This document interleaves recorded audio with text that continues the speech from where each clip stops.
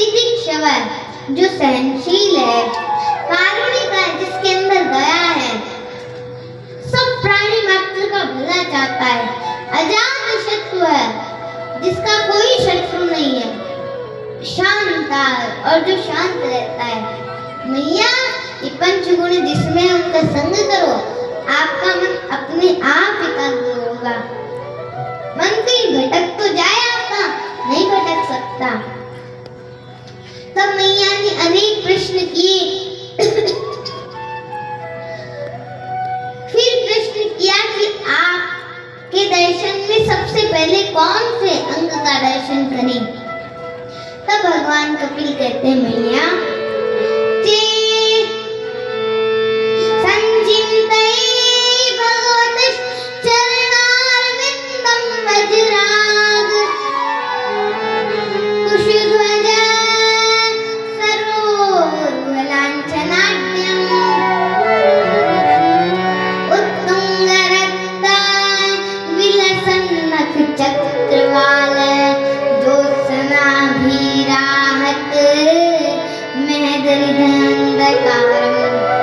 भगवान कपिल कहते हैं, मैया सबसे पहले मेरे दर्शन में मेरे चरणों का दर्शन करो, चरणों का दर्शन करो।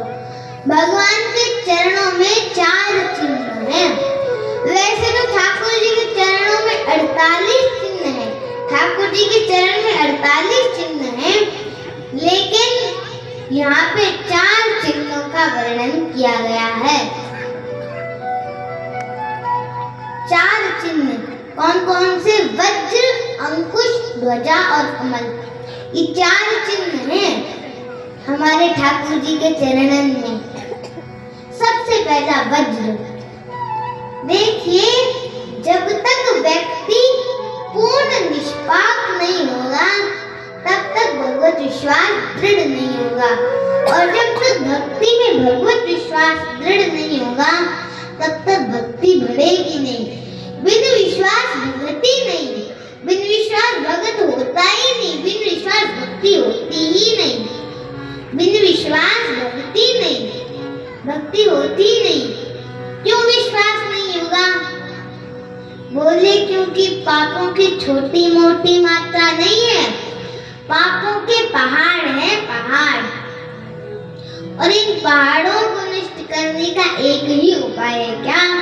ठाकुर जी के श्री चरणन को ध्यान करो, वहां में जो वज्र चिन्ह है वहां पे अपनी चित्तवृत्ति लगाओ, अपने मन को लगाओ।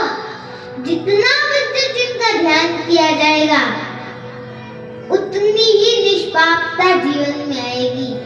जितनी निष्पापता जीवन में आएगी उतना भगवत विश्वास दृढ़ होगा, और जितना भगवत विश्वास दृढ़ होगा उतनी भक्ति बढ़ेगी। जितनी भक्ति बढ़ेगी ठाकुर जी का प्रेम उतना ही बढ़ता जाएगा। ठाकुर जी की कृपा आप पे उतनी ही होती जाएगी। तो पाप रूपी पहाड़ों को नष्ट करने के लिए वज्र का ध्यान। दूसरा चिन्ह अंकुश।